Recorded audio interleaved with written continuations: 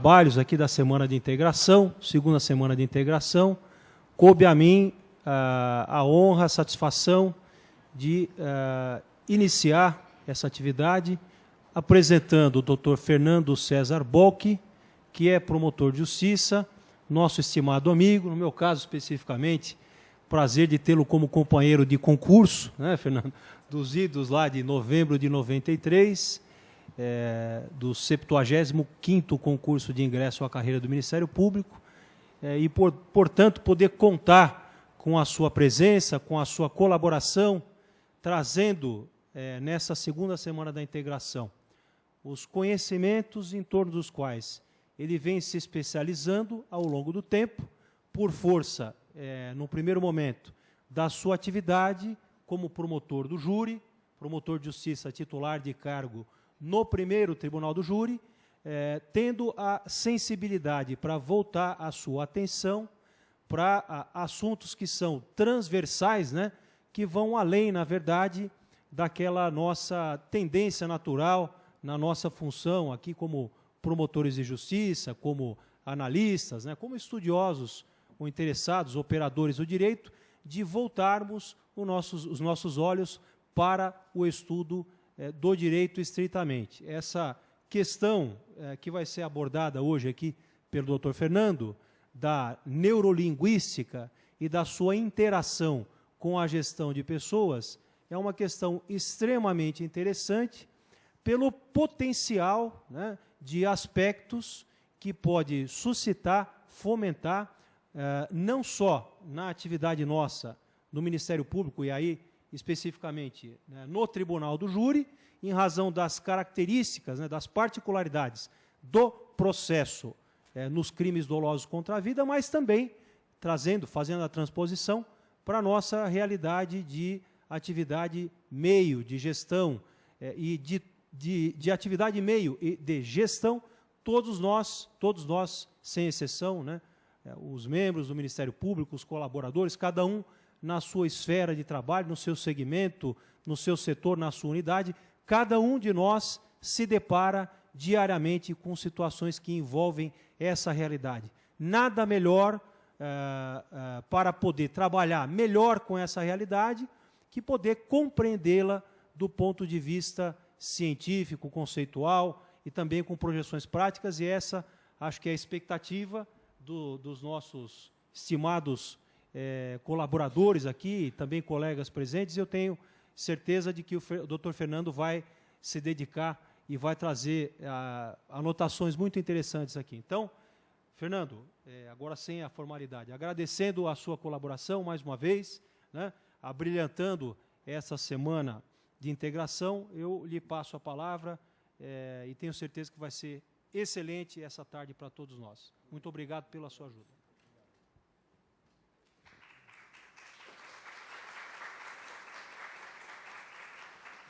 Boa tarde a todos. Para mim é uma honra muito grande estar aqui na minha casa, presença do Dr. Ricardo, meu colega de concurso, como ele mesmo já disse. Não precisava só lembrar o ano, viu, Ricardo? Porque aí a gente fica um pouco mais velho, né? E a gente começa a se sentir um pouco constrangido, mas tudo bem. A gente vai tratar hoje de um tema, que é o tema, como o Dr. Ricardo já adiantou, tratar um tema um pouco fora, talvez, da realidade nossa, do dia a dia, da promotoria, do dia a dia, dos nossos estudos de direito, etc., mas que, de uma determinada forma, ele é um pouco ligado, um pouco transversal à nossa atuação. Como o Ricardo disse também, a gente, pelo menos para mim, lá no júri, esse tema é um tema que eu tenho utilizado com uma certa frequência. Talvez não no dia a dia ali, do plenário especificamente, porque a gente começa a chamar muita atenção para esse tema, então eu tenho guardado algumas ferramentas para alguns momentos esporádicos, algum momento específico, pincelar especificamente algumas ferramentas que eu tenho certeza que vão chamar muita atenção. O tema da neurolinguística, para nós na área do direito, ele é um tema que ainda é surpresa. Quando a gente fala de neurolinguística, eu até brinco falando que a neurolinguística, na verdade, ela não é bruxaria, a neurolinguística não é folclore, a neurolinguística não é como eu posso dizer, algo surreal. Na verdade, a neurolinguística é uma ciência. Tá? A neurolinguística é uma ciência. E é uma ciência que ela é extremamente utilizada na área de business, na área de gestão de pessoas, na área de negociação, na área de marketing. Nós somos bombardeados com a neurolinguística sem nós termos ideia do que isso significa efetivamente. Por quê? Porque a neurolinguística, na verdade, ela está intimamente relacionada à questão da aquisição da nossa linguagem. Ou seja, como eu, e como, no caso aqui, os senhores, como receptores da nossa conversa, como que cada um dos senhores estão recebendo as informações que eu estou dizendo, como que os senhores estão processando essas informações mentalmente, como os senhores estão processando essa informação no cérebro, e como depois essas informações são exteriorizadas no mundo. Então, a questão é essa. Imagine isso no marketing, tá? Os senhores estão ali assistindo televisão, estão ali assistindo a novela, estão ali assistindo um filme, de repente, de forma subliminar, aparece uma imagem de uma garrafa, tá certo? Com um copo lindóia. E a câmera simplesmente ela passa subliminarmente. Os senhores não perceberam, mas o cérebro dos senhores percebeu. E essa é a intenção do marketing. O marketing ele não está preocupado com o seu consciente. O marketing, na verdade, ele está preocupado com o seu inconsciente. Porque, na verdade, 75% das nossas decisões são decisões inconscientes. Bom, e o que isso tem a ver com o direito? Né? O que isso tem a ver com o direito? E o que isso tem a ver hoje com o nosso tema, que é de gestão de pessoas? A nossa conversa hoje, eu vou misturar um pouco a questão relativa à neurolinguística e a questão relativa ao coaching. Tá certo? Então, eu vou misturar dois instrumentos de neurolinguística e instrumentos de coaching. O coaching, na verdade, ele está muito em moda ultimamente, não sei se talvez os senhores já tenham ouvido falar muito sobre coaching, etc., mas o coaching, ele é milenar, tá certo? O que é o coaching, na verdade? O coaching é nada mais é do que uma pessoa ser treinada, ser conduzida, o coach, a palavra coach em inglês é o técnico, tá certo? Simplesmente um técnico, é aquele que orienta, é aquele que ajuda, aquele que contribui, para que o outro, o coach, ele faça algo. Existem diversas técnicas relacionadas ao coaching, mas a principal delas, e a mais importante, que é aplicada na gestão de pessoas principalmente, é o coaching integrativo, onde nós temos, na verdade, que o liderado, que é o coach, ele, na verdade, ele tem todas as ferramentas disponíveis e necessárias para um melhor aproveitamento dos seus potenciais. Ele já tem essas ferramentas. E se ele não tiver, o coach, que é o técnico, ele vai ajudar, ele vai contribuir para que o próprio coach obtenha essas ferramentas. Então, o coaching, ele não se confunde com terapia, o coaching, ele não se confunde com análise, o coaching não se confunde com mentoria, o coaching não se confunde com consultoria, tá certo? Por quê? Porque, na verdade, o coaching, ele serve para que o próprio coach, ele próprio, alcance os resultados que ele quer alcançar. É óbvio que numa organização, e aí a gente já está falando de um coaching executivo, de um business coaching, mas quando a gente está trabalhando na área de executiva, organizacional, na área voltada ao empreendimento, ao empresariado, ok. Aí a função do coaching é fazer com que o coach ele alcance os resultados da organização. ele alcance os resultados estipulados pela chefia, pela diretoria, pelos executivos, pelo CEO e assim por diante. O problema, e aí eu particularmente não conheço, é o coaching voltado à gestão de pessoas na área pública. Porque, meus caros colegas, e aqui me permitam assim chamá-los, porque nós trabalhamos numa mesma instituição. Na verdade, o grande problema do funcionário público é que ele se acha que ele não possui meta. Por que eu não preciso trabalhar mais nem menos, porque no dia 5, no quarto dia útil, o meu salário vai estar na conta. Basicamente, infelizmente, muitos pensam dessa forma. Ou seja, se eu trabalhar mais, se eu trabalhar menos, se eu for bom, se eu não for bom, se eu for produtivo, se eu não for produtivo, no dia 4, no quarto dia útil ou no quinto dia útil, o meu salário vai estar na conta. Ok, respeito quem pensa dessa forma. Só que, em última análise, nós somos funcionários públicos, pagos pelos outros, pagos pela população, para a prestação de um serviço público e para a entrega de um resultado público. Então, na verdade, muito daquilo que nós reclamamos, essa reclamação, ela é uma reclamação, algumas vezes, não procedente, na medida em que nós mesmos não produzimos e nós mesmos não mostramos resultado. Eu não preciso mostrar resultado, e agora eu estou falando como funcionário, eu não preciso mostrar resultado para o promotor, eu não preciso mostrar resultado para o procurador, eu não preciso mostrar resultado para o diretor-geral, eu não preciso mostrar resultado para o chefe de seção, eu não preciso mostrar resultado para o procurador-geral. Eu preciso mostrar resultado para quem? Para a população. Eu preciso mostrar resultado para aquele que me paga, que é o meu patrão efetivo, ok? Esse sim é aquele em que eu deveria me preocupar no atendimento ao público e assim por diante. E aqui eu agradeço e registro a presença do meu nobre amigo, colega, Dr. Daniel Fink. Estou confundindo, né? Eu acho que eu estou confundindo, que é muito parecido com o Fink. Eu até me confundi. Ok.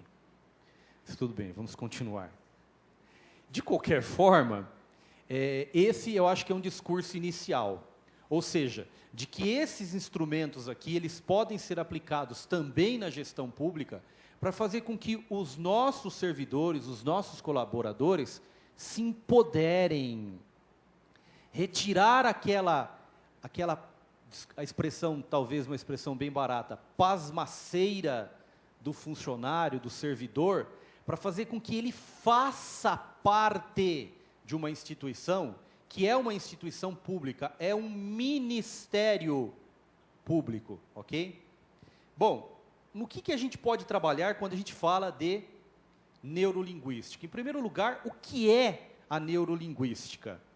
A neurolinguística, ela é uma ciência. Será que tem apontador aqui? O do meio? Então está sem tinta o apontador, não tem problema. A neurolinguística, ela é uma ciência, dá uma olhadinha. Como eu disse logo no começo, ela não é bruxaria, tá certo? Não é folclore, ela é uma ciência. E ela é uma ciência que tem por finalidade estudar o quê? As relações entre a estrutura do cérebro humano e a capacidade linguística, a capacidade da linguagem.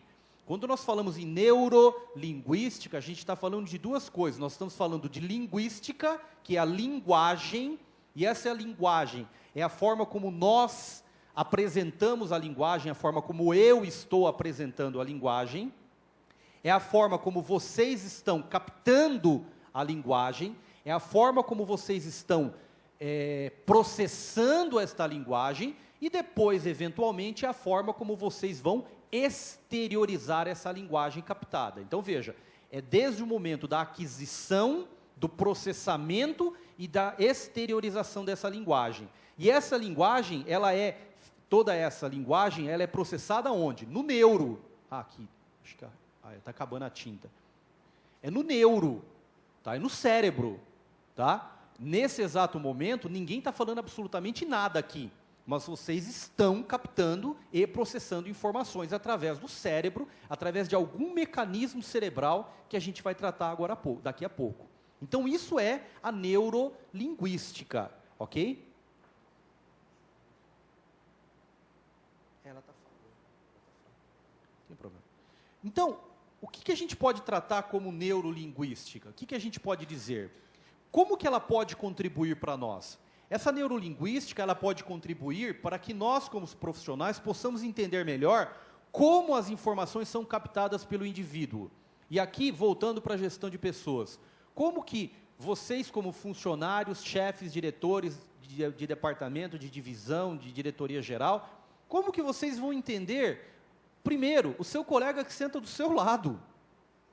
O que está acontecendo com esse sujeito que senta do seu lado? Sabe aquela história quando a gente chega, por exemplo, numa classe, no primeiro dia de aula, e todo mundo está interagindo, todo mundo está conversando, e sempre tem aquele que senta no cantinho, ele não se levanta, ele fica acanhado, etc. E acontece isso durante uma semana, um mês, 15 dias, um mês, 2 meses, 3 meses, e ele já é taxado como o chato da turma. Ele já é estigmatizado, ele é o chato, é o cara que não se mistura. Não é o problema de não se misturar, é o problema da sua formação como pessoa, do seu perfil comportamental. Por exemplo, um dos seus perfis comportamentais. É a forma como ele processa a informação e como ele exterioriza essa informação. Então, isso vale, por exemplo, para que vocês, como funcionários, servidores, colaboradores, chefes, diretores, etc., possam entender o seu companheiro que senta do seu lado, possam compreender o seu chefe como promotor de justiça, por que ele age daquela forma, tá certo? Por que ele age daquela maneira? Qual que é o perfil dele como chefe? Tá certo? E como fazer com que isso possa melhorar o relacionamento interno dentro da sala, dentro do departamento, dentro da divisão, departamento e assim por diante. Ou seja, melhorar a sua vida. Tá certo? Basicamente é isso, melhorar a sua vida. Então, essa é a contribuição da neurolinguística. Como que nós podemos contribuir para que o profissional possa entender melhor as informações que são captadas e isso fazer com que, e essa captação é através da fala, eu estou falando, vocês estão ouvindo e captando, mas também, e daqui a pouco eu vou mostrar um gráfico, não só através da fala, através de comportamentos não verbais também e, principalmente, comportamentos não verbais. A neurolinguística, como eu disse que ela é uma ciência, ela possui princípios, porque ciência, quando é ciência, ela tem princípios, tá? O que são princípios?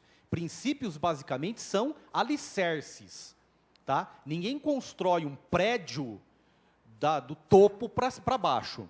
A gente vai construir um prédio através de alicerces. Primeiro a gente constrói as bases, para que depois, sobre estas bases, nós possamos edificar aquilo que nós pretendemos. E é assim que é uma ciência. Ela só poderá ser considerada uma ciência se ela tiver essa característica. Qual seja? A característica de possuir princípios. E aí, com base nestes princípios, é que esta ciência pode ser formulada. E eu não quero aqui ser enfadonho, mas eu preciso pelo menos mostrar quais são os principais as principais dessas bases. Quais são? A primeira delas, a primeira e a última são as mais importantes, tá? A primeira delas, o mapa não é o território. Alguém aqui já fez curso de PNL? Alguém aqui? Que bom.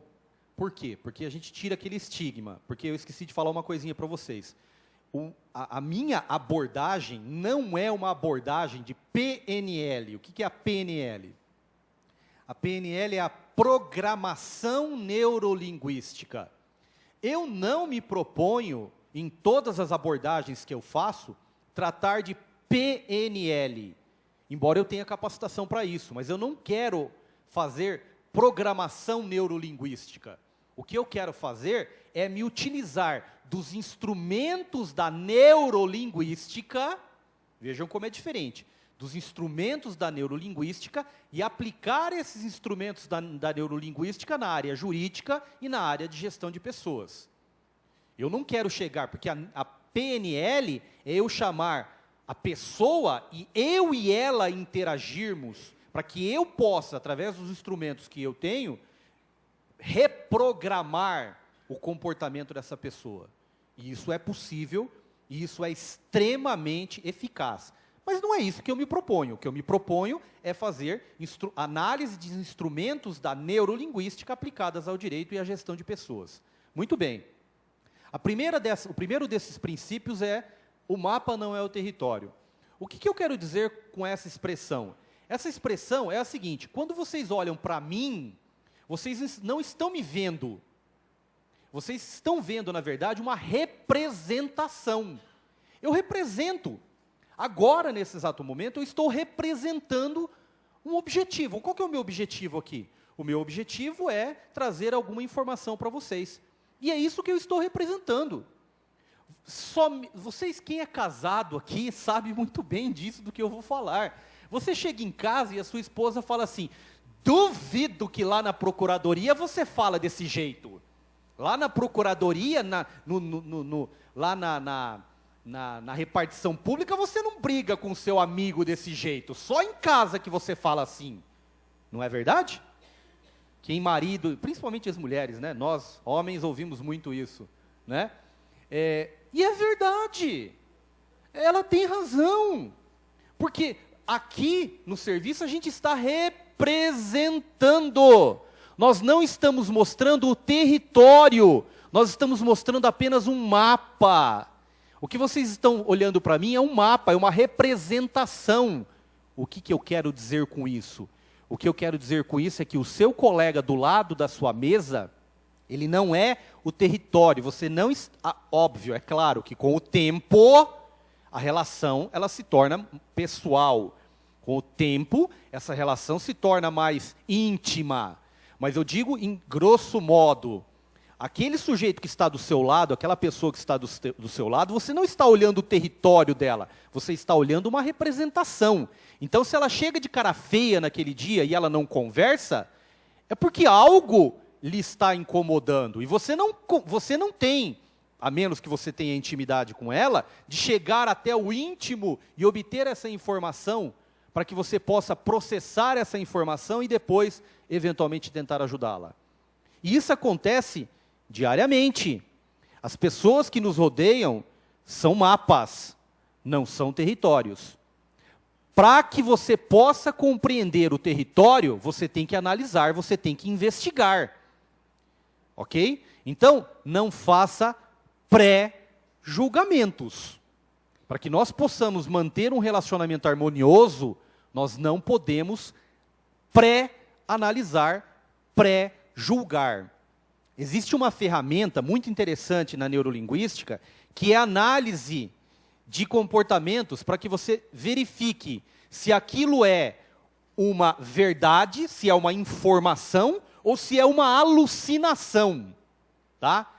Quer ver?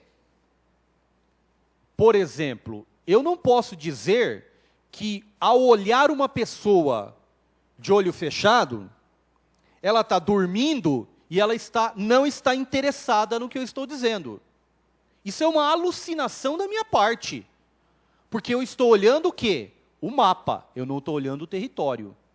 Se alguém chega de cara feia, mais uma vez, e não sei por que a prevalência do sexo feminino é uma coisa irritante, né? Aonde eu vou, só tem mulher. Nós, homens, nós estamos perdidos, nós estamos cercados, sitiados. Ok? Nós estamos sitiados, é um sítio, estado de sítio.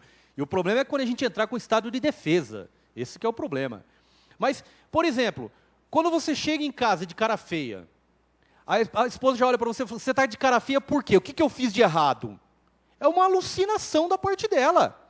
Você não está de cara feia com ela. Na verdade, é alguma coisa que pode ter acontecido no serviço, no trânsito, é a conta que não foi paga, é o salário. É o doutor Ismânio, o doutor Ricardo, que não dá aumento, que não paga a diferença. A primeira coisa que cheguei para ele, falei que ele é o meu concurso, né?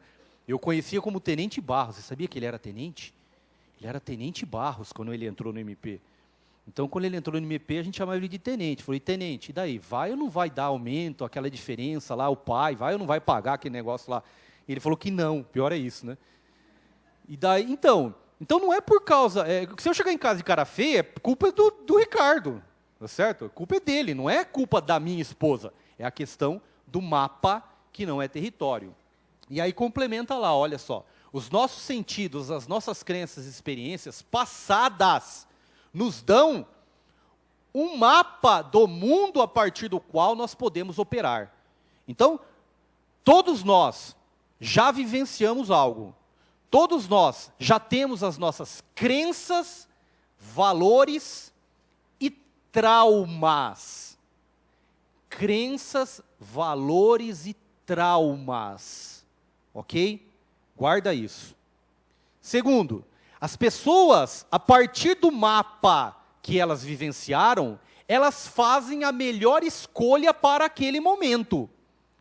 Aquele momento ali é a escolha adequada para ela. A partir do quê? A partir das crenças, valores e traumas já vivenciados. Aquilo ali para ela, naquele momento, é um momento ou é um momento de alegria, ou é um momento de tristeza, ou é um momento de empatia, ou é um momento de antipatia, é um momento de defesa. Ela está naquele momento fazendo uma escolha. E essa escolha tem um propósito. Todas as escolhas que a pessoa faz têm um propósito, têm um objetivo. Esses objetivos, as opções que nós tomamos na vida, ou melhor, elas não são opções aleatórias. Existe um negócio, um ditadozinho, uma historinha muito interessante. Não sei se vocês já ouviram falar. Vocês já ouviram falar na autobiografia em 4 passos? Alguém conhece aqui? Não. Primeiro passo, estou andando, caí no buraco. Segundo passo, estou andando, vi o buraco e caí nele. Terceiro passo, estou andando, vi o buraco, caí nele, consegui me levantar e sair dele. Quarto passo, estou andando, vi o buraco e me desviei dele. Não sei se vocês percebem como isso é profundo, porque todos nós, em algum momento da nossa vida, estamos em algum desses 4 passos. Ou você está caindo no buraco recorrentemente, e nem sabe por quê, e nem sabe que está caindo, primeiro passo. Ou você está andando pela vida, viu aquela desgraça e vai cair de novo. Isso acontece muito em relacionamentos. Isso acontece muito em relacionamentos. Tá certo? Você está andando, se depara com o mesmo perfil daquele mesmo outro relacionamento que não deu certo, e você cai de novo. Terceiro passo. Você está andando, viu o buraco, caiu nele de novo, só que agora você já tem consciência. Você já consegue se levantar e sair dele. E o quarto passo, que é o objetivo final da nossa vida, é nós estarmos andando, vejo o buraco e consigo me desviar daquele buraco e buscar uma opção. Todos os nossos comportamentos possuem um propósito. E detalhe, todos esses propósitos possuem um objetivo positivo. Ninguém cai no buraco porque acha que é ruim. Ninguém cai no mesmo buraco porque acha que vai se dar mal, a menos que tenha algum problema psiquiátrico, né? A menos que tenha algum problema de como que chama a pessoa que gosta de sofrer? Masoquista, menos que seja um comportamento masoquista. Tirando isso, a pessoa tem um propósito objetivo, tem um propósito positivo, melhor. E isso acontece também no nosso dia a dia, tá certo? Quando você, muitas vezes, se depara com um companheiro que é calado, quieto, etc., ele tem aquilo ali por causa do... Olha só, vamos analisar. Por causa do território dele, do mapa dele, tá certo? Ele está fazendo a melhor escolha para aquele momento. Para ele é a melhor coisa, ficar quieto. Sabe aquela história assim, olha, eu não quero discussão, deixa eu no meu canto? É o momento dele, ele está fazendo uma opção. Essa opção tem um propósito, por quê? Porque ele não quer sofrer e também não quer fazer ninguém mal. E isso tem um viés positivo para ele. Ele está fazendo aquilo por quê? Porque ele positivamente não quer atrapalhar ninguém, nem quer atrapalhar o outro, e nem a si próprio. Ok?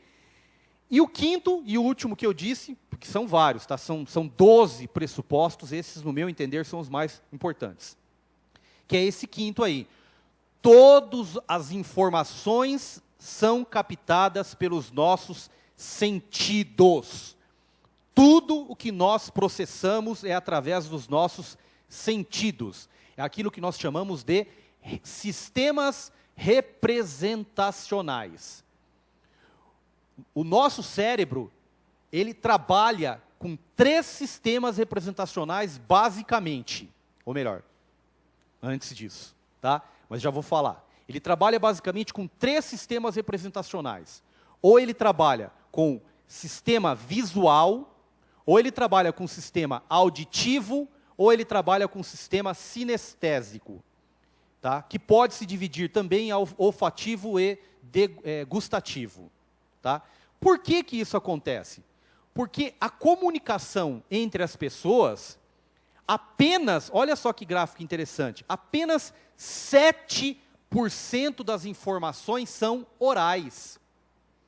Apenas 7% das informações são informações por palavras. Só 7%. 38% é pela tonalidade de voz. Quem nunca teve um professor que sentava na carteira, no meio da turma, sentava ali atrás, colocava a carteira, abria o livro e começava a ler o livro. O cara era um gênio, ele falava inglês, latim, alemão, russo, grego, e ficava falando que assim, assim, assim, assim. Sorte que toda sala, essa não tem, mas a maioria das salas tem um pilar, né? O pilar é o salvador da sala. Por quê? Porque atrás dele você pode dormir à vontade e ninguém te vê. Ok? Faculdade, você tem que procurar um pilar. Procura o pilar, que é o melhor lugar da sala. Atrás dele é o mais disputado. Tá? O aluno que é bom, ele sabe disso. Né? Por quê? Porque quando você se depara com esse sujeito que está nessa segunda faixa e que não tem domínio sobre isso, você está morto. Ok? Se você não fizer alteração de tonalidade de voz, de timbre, de altura, imagina isso num júri. Imagina aquele promotor que tem aquele tom linear. Ele fala sempre, eu conheço, tá? Eu trabalhei numa comarca, e aqui, deixa eu ver se tem alguém. Tem acho que uma só, pelo menos que eu estou percebendo. Oriental, ok? Tem mais algum oriental aqui? Um oriental só, né? Então, dois orientais. Mas tinha um colega promotor, numa determinada comarca no interior, que ele era promotor do júri, ele era oriental. E ele chegava assim, na tribuna, e ele ficava falando assim, então, o processo, ele tem muita prova. Veja, dá uma olhadinha aqui na página 55, olha, aqui fala, e aí ele começava a ler. Nada crítica oriental, pelo amor de Deus, mas alguns têm não tem esse perfil, né? Principalmente aqueles orientais mais tradicionais, que era o caso dele. Ele não tinha essa noção de que 38% é tonalidade. Tem outra aqui, ó, né? 38% é tonalidade de voz. Você tem que fazer alteração de voz. Agora, e tem outra aqui também, olha só, 55% da nossa comunicação interpessoal, ela é através da linguagem corporal. Vocês não estão falando nada, mas eu estou percebendo que vocês estão se comunicando comigo. Quer através de concordância corporal, quer através de dúvidas, quer através de exclamação, etc. Tem um livro que chama O Corpo Fala. Já viram esse livro? Joga fora. Ele é uma ficção maravilhosa. De científico ele não tem nada, absolutamente nada. O cara que está de braço, o senhor ali, está de braço cruzado. Ele, segundo o livro O Corpo Fala, não está sensível a receber nenhuma informação, ele está fechado. O senhor está fechado, não? O senhor está prestando atenção no que eu estou falando? O que científico tem disso? Tem gente que fala assim, que colocar a mão no queixo, olha lá, colocar a mão no queixo significa que a pessoa lá, outra aqui também, que a pessoa não está nem aí, está ali desmotivada, para não dormir. É uma posição extremamente confortável, você está segurando a tua cabeça, que pesa, que cansa. Ok? Então o livro Corpo Fala, nada de científico. Tem uma coisa lá que eu acho maravilhoso. As mulheres, e eu sempre presto atenção nisso, vou até sentar aqui em cima. As mulheres que sentam de perna cruzada e a ponta do pé está voltada para o cara, é porque ele está dando em cima dele e está receptiva. Pega o livro. Quem tem esse livro lá em casa? Eu sempre presto atenção nisso, mas eu nunca vi uma recepção pela ponta do pé. Ou seja, é uma coisa ridícula isso, tá? Mas, parafraseando o livro, aqui já é uma paráfrase, o corpo fala realmente. Mas ele não fala por essas besteiras, ele fala por outros instrumentos que eu vou começar a dizer a partir de agora. Primeiro modo do corpo falar. Exemplo de comunicação não verbal. Põe o som, DJ.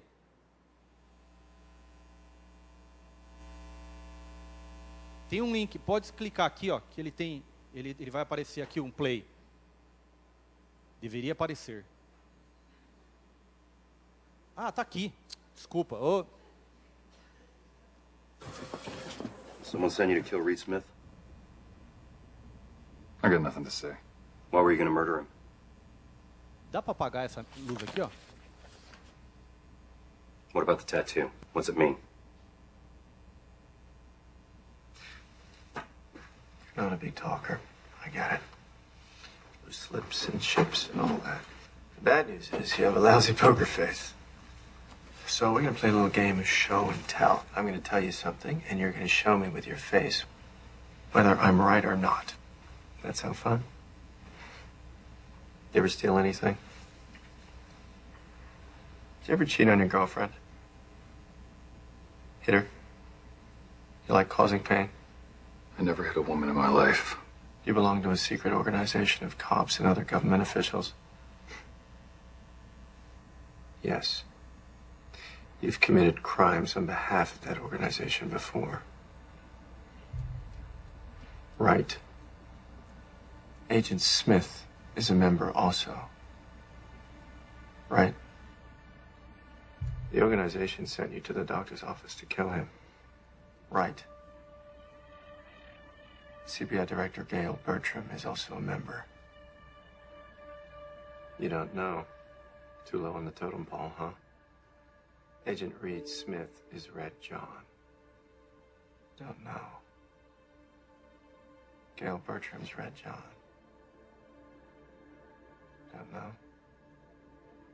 That tattoo on your shoulder is the membership sign. I don't know what you're talking about. Right again.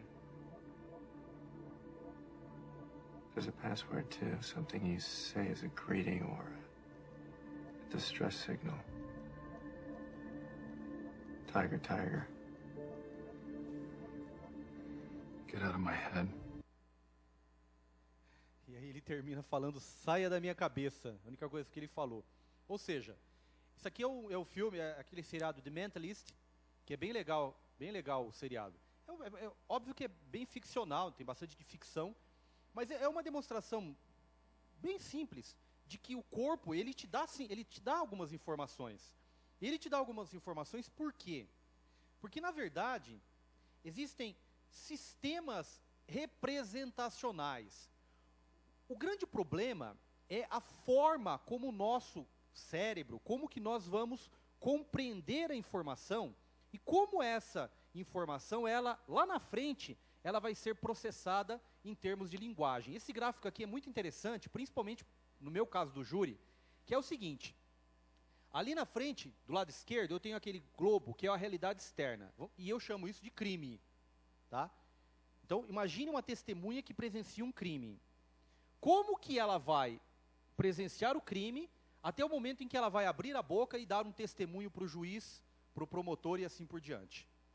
é tão simples assim? Não, não é simples. Por quê? Porque, na verdade, existe todo um caminho de representação. Primeira forma é que ela vai captar essas informações, a forma dela captar essas informações é através dos sentidos. Então, todos vocês agora, nesse exato momento, estão obtendo as informações pelos sentidos, ou pela visão, ou pela audição, ou por uma forma sinestésica, que pode também se dividir pelo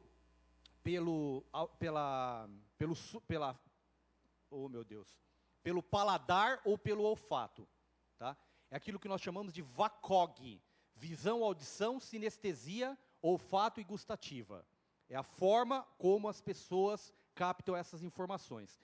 E não é que você escolhe a forma como você capta, é o seu cérebro inconscientemente que está gravando a informação através de um desses sistemas. Nós temos um sistema representacional padrão. O nosso cérebro, ele tem uma ferramenta padrão de representação, tá? Ou você é visual, ou você é auditivo, ou você é sinestésico. Um dos três, tá? Existem formas de nós descobrirmos isso, existem pistas de acesso.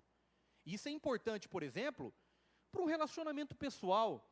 No meu caso, no júri, para eu identificar qual é o sistema representacional da testemunha, da vítima, do réu. Por quê? Porque na medida em que eu descubro qual é o sistema representacional mental dela, eu vou me comunicar no mesmo canal representacional. Não adianta eu chegar para uma testemunha e perguntar para ela o que ela viu do crime, sendo que ela não viu nada. O cérebro dela ouviu. Ela não guardou as informações pela visão. Ela não transformou essas informações que eu estou dando agora para vocês numa imagem. Ela transformou isso, o cérebro dela transformou isso num som.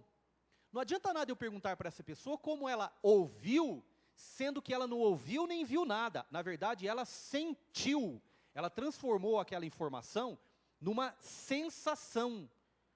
Ou uma sensação tátil, porque ela consegue até mesmo pegar, ou ela sentiu um cheiro, ou ela sentiu um gosto, tá? Quem de vocês, ao sentir um cheiro de um perfume, não se lembram de um momento especial na vida de vocês?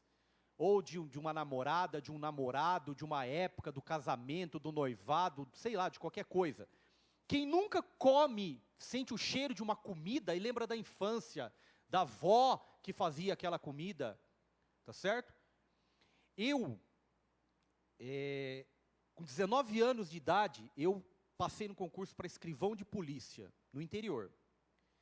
Com 3 meses, tinha feito academia aqui em São Paulo, e fui para a delegacia. Com 3 meses, estava trabalhando, minha primeira cena de crime. É uma coisa que eu jamais na vida vou me esquecer, tá certo? Embora o meu pai já fosse escrivão de polícia há quase 20 anos, e eu já ouvia histórias quase que diárias de cena de crime e assim por diante, e me achava preparado, mas eu jamais vou me esquecer da cena de crime que eu vi. Era uma moça de 22 anos de idade, com 2 filhos, um de 2 e um de poucos meses, tá certo? Que estava em processo de desarranjo conjugal, o marido dela, e num sábado, ele, a tarde inteira, foi para o churrasco. Ele trabalhava no Banespa, e ele foi para o churrasco do jogar bola e foi para o churrasco. E ela ficou em casa sozinha com as crianças. Quando ele chegou em casa, às 6h30 da tarde, ela estava bêbada. Tinha tomado quase que 1 litro de uísque. E começaram a discutir, etc. E ele foi para a casa dos pais dela. Passou na casa dos pais dela e disse para os pais dela, olha, vai em casa e vê a situação que está a sua filha. Quando eles chegaram lá, ela tinha um tiro no meio da cabeça. Ela tinha se suicidado. Ok? E quando essa era a notícia que a gente tinha. E quando eu chego lá, do lado um berço, ou seja, as 2 crianças estavam dentro do berço, quando ela se matou. Um berço com as 2 crianças, ela ajoelhada, não havia hipostase. Hipostase são as manchas de sangue, é o depósito de sangue pós-morte. Se você morre, por gravidade o sangue vai descer. E por isso que o corpo fica roxo em algumas extremidades. Se a pessoa fica desse lado, o sangue desce para cá, para trás, para lá e assim por diante. Não havia hipostase, porque à medida em que ela levou um tiro, ela deu um tiro na orelha, que saiu aqui, uma laranja. E ela caiu e todo o sangue se esparramou pela cozinha. Então a cena que eu me deparei foi com uma moça linda, de 22 anos de idade, ajoelhada, com aquela mancha monstruosa de sangue, uma casa de madeira pequena, e na medida em que nós entramos na casa, havia um cheiro insuportável de sangue misturado com álcool. Ou seja, foi a forma do meu cérebro guardar essa informação, através do cheiro e dessa visão. E isso acontece a todo instante da nossa vida. Então, primeiro você precisa entender qual é o sentido que a pessoa está falando, que ela está captando. Tá? Eu gosto de cozinhar. Quando eu chego em casa e faço uma comida gostosa, eu chamo a minha esposa e falo para ela: olha o cheiro desta comida. Dá para olhar cheiro? Você dá dicas do seu sistema representacional. Ouve esse cheiro. Tá? Sente este cheiro. Você fala, você dá dicas de qual é o seu sistema representacional padrão. Padrão, porque nós somos todos os sistemas. É o que eu disse, eu não sou sinestésico, mas eu me lembro do cheiro do sangue da moça, dessa cena, eu me lembro até hoje. Aquilo ali ficou impregnado durante meses na minha roupa, ok? Então, o teu cérebro vai marcar essa situação. Tudo bem, tá bom, já está pronto para comunicar? Não. Depois desse sentido, ele passa para uma segunda fase, que é a fase dos filtros. E esses filtros, eles são defesa do nosso cérebro. Por quê? Porque se ele não existisse, nós estaríamos mortos de tanta informação que nós estaríamos captando. O nosso cérebro, ele é uma máquina perfeita, e tão perfeita que ela apaga 97% daquilo que nós ouvimos. Graças a Deus, senão a gente não estaria casado até hoje. Ok? Daqui a menos de um mês eu faço 25 anos de casado. Né? Graças a Deus que o meu cérebro tem essa função maravilhosa de apagar 97% do que a gente ouve, não é verdade? Por quê? Porque essa é uma forma de defesa do seu cérebro. E essa defesa se dá através daqueles filtros ali. Generalização. A informação captada pelo seu cérebro, ele faz uma comparação com uma outra que já está armazenada no seu inconsciente, e ele fala assim: é igual, joga fora. Ele jogou fora. Por quê? Porque ele generalizou com uma outra que é mais ou menos parecida, que já está no inconsciente. Então ele generaliza. Todos os homens são safados. Ok? É uma forma do cérebro generalizar a informação. Segunda, é a omissão. A omissão é a seguinte: quem não tem um parente que a família inteira está se matando, e ele fala assim: não, isso é problema dele. Ema, cada um com seus problemas. É a omissão. É uma forma de defesa do sujeito para ele não ficar maluco. Então ele se omite. Terceira, é a distorção. A distorção é a pior de todos os filtros, porque ela distorce tudo. Tá certo? Você fala, quando foi? Semana passada, quinta-feira passada, eu dou aula na faculdade, na quinta-feira passada, eu estou ali dando aula, de repente levanta uma menina, na segunda carteira levanta, pega a coisinha dela e ia embora. Eu virei para ela e falei assim: já? Brincando. E ela pegou e falou assim: não sei o quê, o senhor não quer que eu vá embora? Eu falei assim: poxa, mas é cedo, né? Brincando, né? É cedo ainda, senta mais um pouquinho, falta 5 minutos para eu terminar. Aí ela sentou. Sentou, e aí eu comecei, tá? E acabei contando uma piada. Aí eu virei para ela, tirei o microfone e falei para ela: pode ir, eu estava brincando, né? Ela virou para mim e falou assim: o senhor não quer que eu fique? É a distorção, entendeu? Primeiro eu queria que ela não fosse embora, depois ela vira e fala assim: o senhor não quer que eu fique? É a distorção, é uma forma de defesa do cérebro. O cérebro vai distorcer aquela informação. Eu digo, é a pior das informações, dos filtros. Por quê? Porque ele vai fazer conexões com outras informações e vai fazer uma associação distorsiva daquela informação. Isso acontece muito em relacionamentos e na gestão de pessoas. Ok? Depois existem outros metaprogramas, que é bem complexo para a gente explicar, valores, crenças, memórias, decisões passadas, que o cérebro vai adaptando. Ok, já está pronta a comunicação? Não. Passa depois por uma representação interna. Ela entra no seu cérebro e o seu cérebro faz uma representação interna. Ele tem que representar aquilo. Ok, já está pronto? Não. Por quê? Porque essa representação interna vai gerar um estado. Que estado? Alegria, tristeza, ansiedade, ódio, raiva, frustração, ansiedade, excitação. Vai gerar um estado. Aquilo ali gera. Eu estava vindo para cá, minha barriga estava meio fria. Por mais que eu tenha experiência em falar em público, mas você sempre sente uma certa, como eu posso dizer, ansiedade, uma certa, puxa, será que vai ter muita gente? Será que vai ter pouca gente? Será que o pessoal é legal? Será que não é? Será que vai ter o procurador-geral? Será que não vai estar? Será que eu vou falar besteira ou não? E por aí vai. É um estado que o meu corpo está gerando. E esse estado deságua no corpo. Fisiologia é o meu frio na barriga, é a minha mão gelada, é o meu suor, é o meu riso, é o meu choro, é a minha cara feia. Então veja como a informação ela tem todo esse caminho para você poder entender o cara que senta do seu lado, ok? Para você poder fazer uma gestão adequada das pessoas. Estes sistemas representacionais, eles são de 3 ordens. Deixa eu ir logo. 3 ordens. Visuais. O sistema representacional visual, a pessoa cria uma imagem interna, sempre. Sempre ela vai criar uma imagem.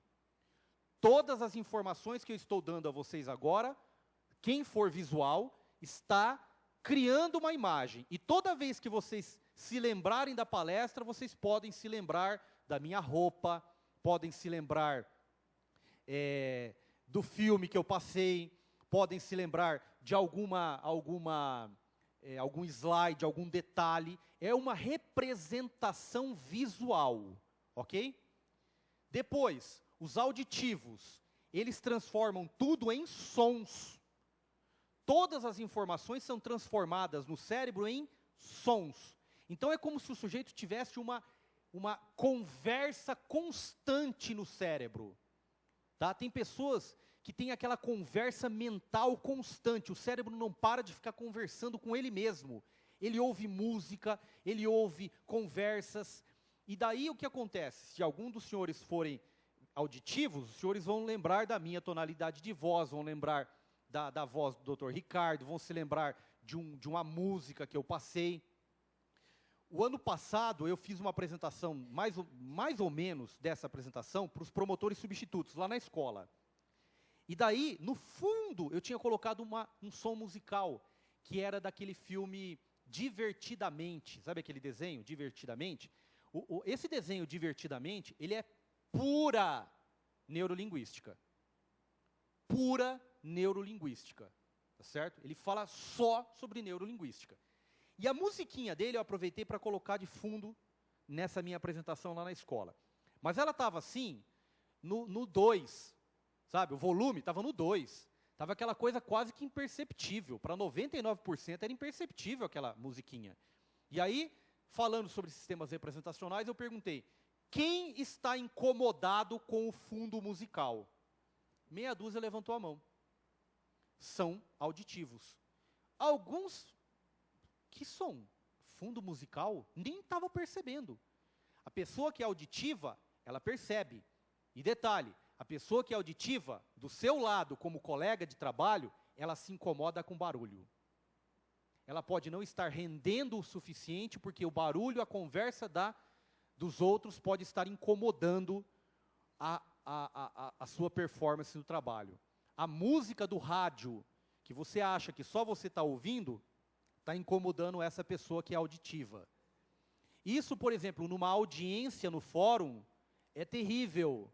Porque você pega uma pessoa que é auditiva, uma testemunha auditiva, coloca ela para prestar depoimentos e deixa a porta da sala de audiência aberta. Todo o barulho que tem ali fora, o oficial de justiça já entregou o mandado. Aí o outro cartório fala assim, processo, número tal, não sei o que, não sei o que. Pronto, acabou. Ela não vai lembrar de mais nada, porque ela capta todos os sons que estão ao redor dela e aquilo vira um turbilhão cerebral. Ok? E por fim, o sinestésico. O sinestésico é aquele que sente, é aquele teu amigo que pega no teu braço. É o cara que chega em você e fala assim, meu irmão, e daí? É o cara que pega na tua mão, no teu braço, e não consegue conversar com você, largando de você, que você sente até dor no braço. Entendeu? Esse é o sinestésico, é o cara que sente. Ele vive de sensações, ele vive de sentimentos. E por viver de sentimento, é uma pessoa que algumas vezes pode ser uma pessoa muito sentimental. Ok? Qualquer, não vou dizer qualquer, mas muitas coisas podem fazer com que ela não tenha um rendimento adequado. Por quê? Porque alguma sensação, é uma pessoa muito sensitiva, tá? Uma pessoa que tem uma sensibilidade muito aflorada. E por ter essa sensibilidade aflorada, isso vai render ou não no seu comportamento de trabalho e assim por diante. Tá? Esses são os sistemas representacionais. E a gente tem pistas para entender esses sistemas representacionais. Tá? Como que a gente tem essas pistas? Existem várias pistas.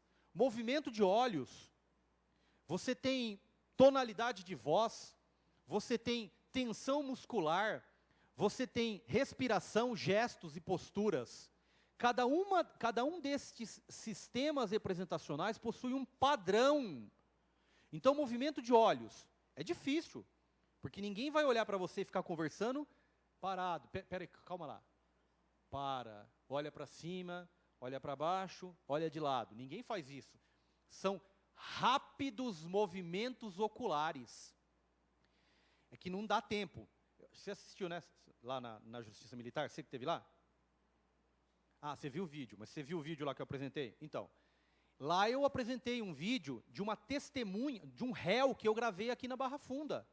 Para fazer o caso, vocês devem se lembrar. Sabe aquele caso que passou no Fantástico, Jornal Nacional, etc., de que o cara foi contratado pela mulher e pelo amante para matar o marido dela lá na Berrini?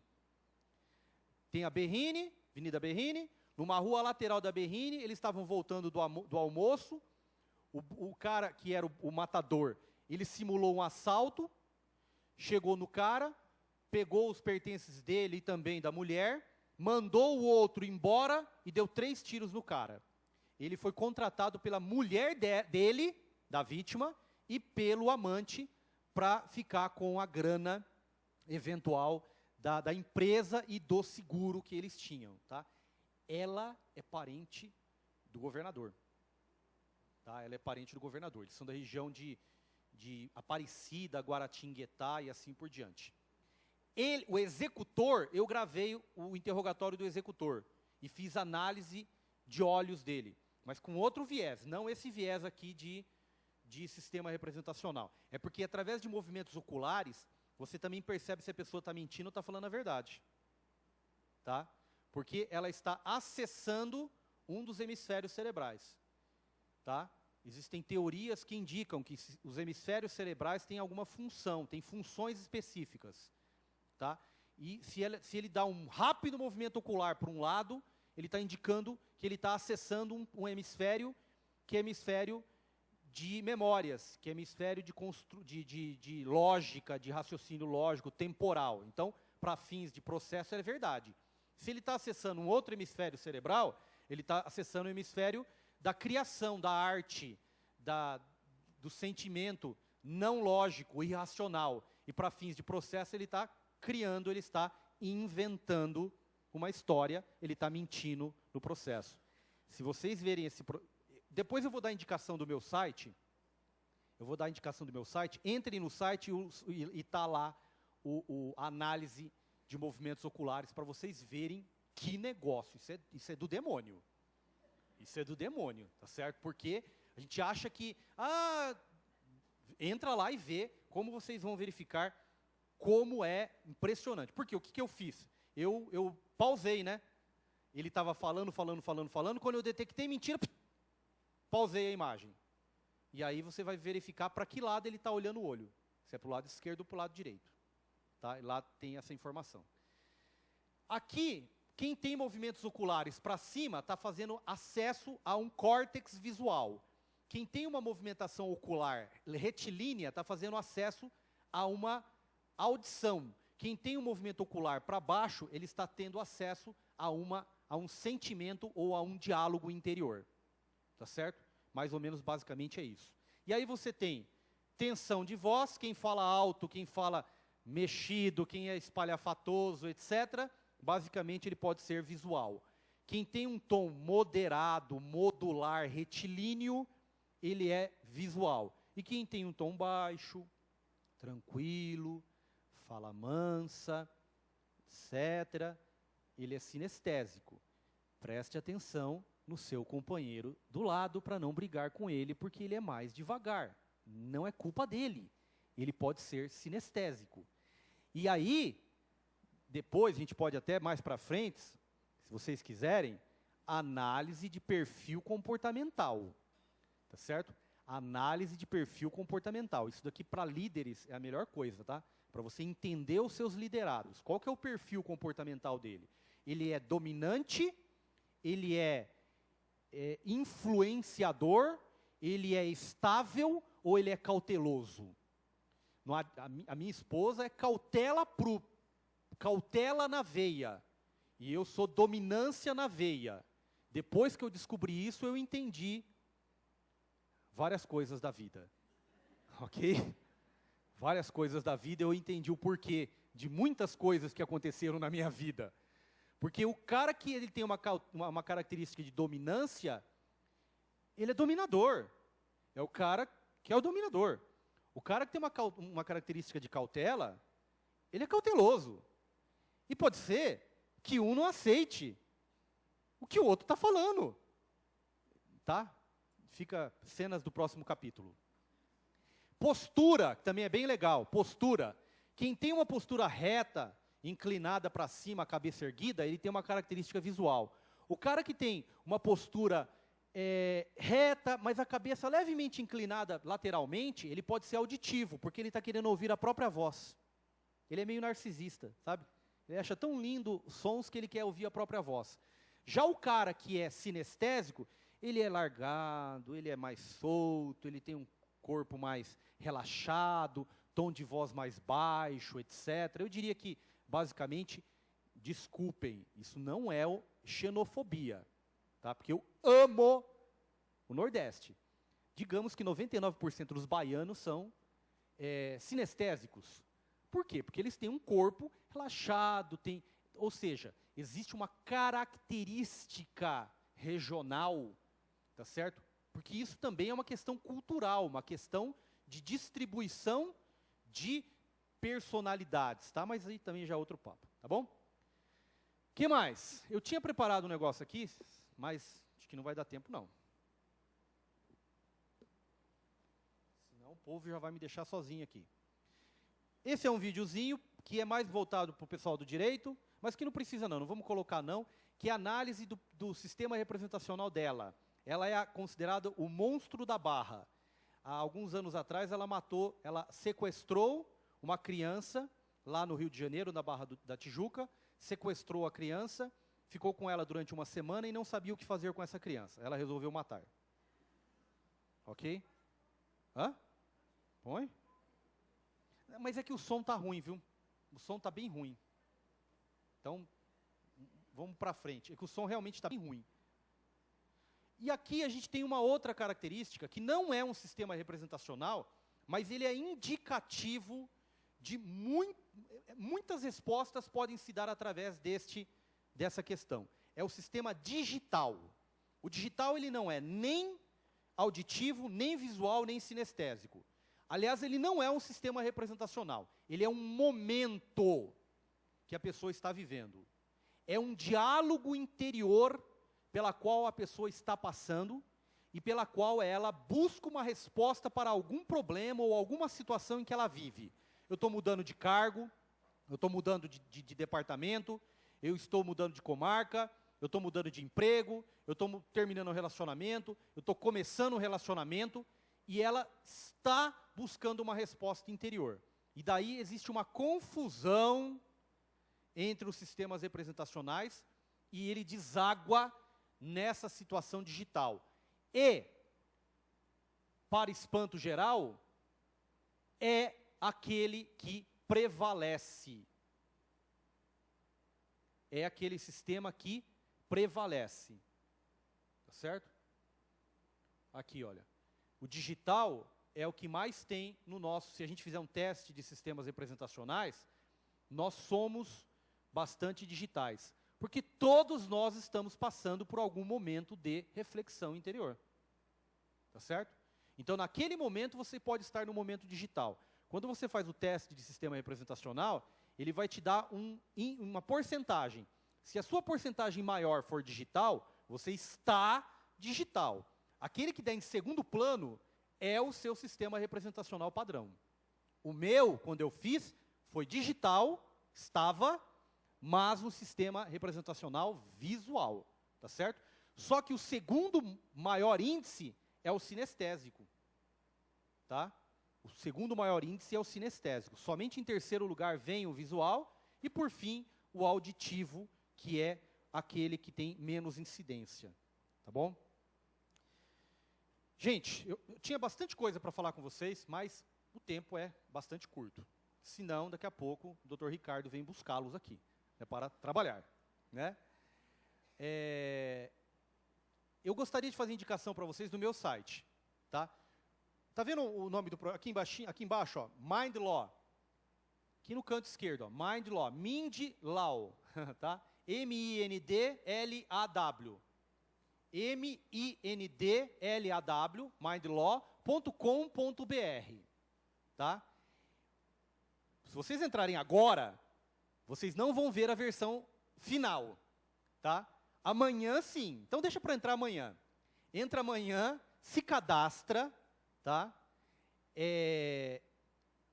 Procura também no Facebook. Quem quiser procurar no Facebook, me cadastra lá no Facebook. Dá um joinha. Tá? Compartilha com todo mundo, tá bom? E ali vocês vão ter vídeos, vão ter histórias, vão ter artigos, tá? É um projeto que eu estou começando a colocar no papel, né? Colocar ali, efetivamente ali no site, para tratar a respeito do que eu já estou tratando, né? Eu já estou tratando esse tema já há uns 2, 3 anos, uns 3 anos basicamente, mas eu nunca tinha tido ainda tempo para colocar isso no papel, colocar em formato digital, colocar no site. A partir de amanhã, hoje se vocês entrarem lá, está um negócio meio provisório, mas amanhã o site já está ok, já está numa versão final, tá bom? Quem puder, entra lá, divulga, etc. E eu fico inteiramente à disposição para vocês, se alguém tiver alguma dúvida, alguma colocação, alguma reclamação, eu brinco falando assim, olha, se alguém gostou, conta para todo mundo. Se não gostou, vem falar comigo. Ok? Muito obrigado, gente. Muito obrigado.